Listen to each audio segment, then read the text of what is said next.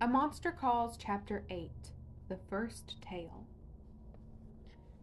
Long ago, the monster said, before this was a town with roads and trains and cars, it was a green place. Trees covered every hill and bordered every path. They shaded every stream and protected every house. For there were houses here even then, made of stone and earth. This was a kingdom. What? Connor said, looking around his backyard. Here? The monster cocked his head at him curiously. You have not heard of it? Not a kingdom around here, no. Connor said, we don't even have a McDonald's. Nevertheless, continued the monster, it was a kingdom, small but happy.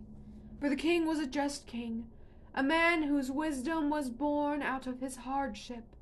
His wife had given birth to 4 strong sons, but in the king's reign he had been forced to ride into battle to preserve the peace of his kingdom. Battles against giants and dragons, battles against black wolves with red eyes, battles against armies of men led by great wizards. These battles secured the kingdom's borders and brought peace to the land. But victory came at a price.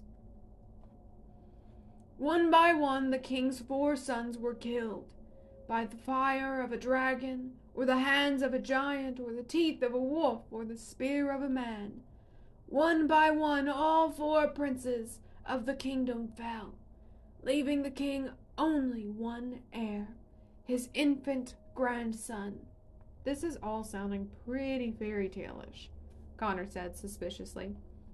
You would not say that if you heard the screams of a man killed by a spear, said the monster, or his cries of terror as he was torn to pieces by wolves. Now be quiet. By and by the king's wife succumbed to grief, as did the mother of the young prince. The king was left with only the child for company, along with more sadness than one man could bear alone. I must remarry, the king decided, for the good of my prince and of my kingdom, if not for myself. And remarry he did, to a princess from a neighboring kingdom, a practical union that made both kingdoms stronger. She was young and fair, and though perhaps her face was a bit hard and her tongue a bit sharp, she seemed to make the king happy. Time passed. The young prince grew until he was nearly a man, coming within 2 years of the 18th birthday that would allow him to ascend to the throne on the old king's death. These were happy days for the kingdom. The battles were over, and the future seemed secure in the hands of the brave young prince. But one day the king grew ill. Rumor began to spread that he was being poisoned by his new wife. Stories circulated that she had conjured grave magics to make herself look far younger than she actually was, and that beneath her youthful face lurked the scowl of an elderly hag. No one would have put it past her to poison the king, though he begged his subjects until his dying breath not to blame her. And so he died, with still a year left before his grandson was old enough to take the throne. The queen, his step-grandmother, became regent in his place, and would handle all affairs of state until the prince was old enough to take over. At first, to the surprise of many, her reign was a good one. Her countenance, despite the rumors, was still youthful and pleasing, and she endeavored to carry on ruling in the manner of the dead king. The prince, meanwhile, had fallen in love. I knew it, Connor grumbled. These kinds of stories always have some stupid prince falling in love. He started walking back to the house. I thought this was going to be good. With one swift movement, the monster grabbed Connor's ankles in a long, strong hand and flipped him upside down, holding him in midair so his t-shirt rucked up and his heartbeat thudded in his head. as I was saying, said the monster. The prince had fallen in love. She was only a farmer's daughter, but she was beautiful and also smart, as daughters of farmers need to be, for farms are complicated businesses. The kingdom smiled on the match. The queen, however, did not. She had enjoyed her time as regent and felt a strange reluctance to give it up. She began to think that perhaps it was best that the crown remained in the family, that the kingdom be run by those wise enough to do it, and what could be a better solution than for the prince to actually marry her? That's disgusting, Connor said, still upside down. She was his grandmother. Step-grandmother, corrected the monster. Not related by blood, and to all intents and appearances, a young woman herself. Connor shook his head, his hair dangling. That's just wrong. He paused a moment. Can you maybe put me down? The monster lowered him to the ground and continued the story. The prince also thought marrying the queen was wrong. He said he would die before doing any such thing. He vowed to run away with the beautiful farmer's daughter and return on his 18th birthday to free his people from the tyranny of the queen. And so one night the prince and the farmer's daughter raced away on horseback, stopping only at dawn to sleep in the shade of a giant yew tree. You? Connor asked. Me, the monster said. But also only part of me.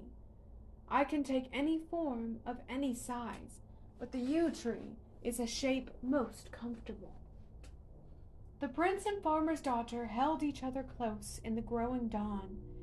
They had vowed to be chaste until they were able to marry in the next kingdom, but their passions got the better of them, and it was not long before they were asleep and naked in each other's arms. They slept through the day in the shadows of my branches, and night fell once again. The prince woke. "Arise, my beloved," he whispered to the farmer's daughter, "for we ride to the day where we will be man and wife." But his beloved did not wake. He shook her, and it was only as she slumped back in the moonlight that he noticed the blood staining the ground. Blood? Connor said, but the monster kept talking. The prince also had blood covering his own hands, and he saw a bloodied knife on the grass beside them, resting against the roots of the tree. Someone had murdered his beloved, and done so in a way that made it look like the prince had committed the crime. "The queen!" cried the prince. "The queen is responsible for this treachery." In the distance, he could hear villagers approaching. If they found him, they would see the knife and the blood, and they would call him murderer. They would put him to death for his crimes. And the queen would be able to rule unchallenged, Connor said, making a disgusted sound. Ugh, I hope this story ends with you ripping her head off. There was nowhere for the prince to run. His horse had been chased away while sleeping. The yew tree was his only shelter, and also the only place he could turn for help. Now, the world was younger then. The barrier between things was thinner, easier to pass through. The prince knew this, and he lifted his head to the great yew tree, and he spoke. The monster paused. "What did he say?" Connor asked. "He said enough to bring me walking," the monster said. "I know injustice when I see it." The prince ran toward the approaching villagers. "The queen has murdered my bride," he shouted. "The queen must be stopped." The rumors of the queen's witchery had been circulating long enough, and the young prince was so beloved of the people that it took very little for them to see the obvious truth. It took even less time when they saw the great green man walking behind him, high as the hills, coming for vengeance. Connor glanced again at the monster's massive arms and legs, at its raggedy, toothy mouth, and its overwhelming monstrousness. He imagined what the queen must have thought when she saw it coming. He smiled. The subjects stormed the queen's castle with such fury that the stones of its very walls tumbled. Fortifications fell and ceilings collapsed, and when the queen was bound in her chambers, the mob seized her and dragged her to the stake, right then to burn her alive. Good, Connor said, smiling. She deserved it. He looked up at his bedroom window, where his grandmother slept. I don't suppose you can help me with her, he asked. I mean, I don't want to burn her alive or anything, but maybe just... The story, said the monster, is not yet finished. End of chapter 8.